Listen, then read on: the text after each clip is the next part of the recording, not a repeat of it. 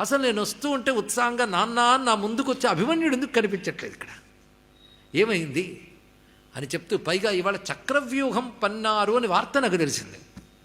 చక్రవ్యూహం ఛేదించగలిగిన వాడు కేవలం అభిమన్యుడు మాత్రమే ఉన్నాడు. కానీ అతడికి నేను ఛేదించడం వరకే నేర్పేనే కానీ వెనక్కి తిరిగి రావడం నేర్పలేదు. నచోపదిష్టస్తస్యాసీత్ మయానీకాద్ వినిర్గమ కచ్చిన్న బాలో యుష్మాభి పరానీకం ప్రవేశిత. అలాంటి వాడిని బాలుణ్ణి ఆ వ్యూహంలోకి కానీ పంపించారా ఏమిటి మన ధర్మరాజు వాళ్ళందరూ అనుకుంటున్నాడు ఈయన. అదే జరిగింది. అంటే ఇక్కడ గమనించవలసింది ఏంటంటే, విద్య నేర్పుతూ వ్యూహంలో అంతకుముందు సందర్భవశాత్తు లోపలికి ఎలా వెళ్ళాలో చెప్పాడు. తిరిగి రావడం అంటే అదే బలంతో ఉంటే వచ్చు.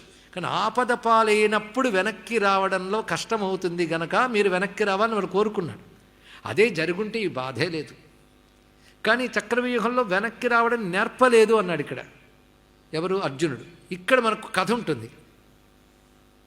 ఆయన నేర్పుతుంటే పైకి ఎంత దూరంగా వెళ్ళిపోయారంటే, అభిమన్యుడు తన భార్య సుభద్ర గర్భంలో ఉన్నప్పుడు నేర్పుతున్నట్టు ఎవరు, అర్జునుడు.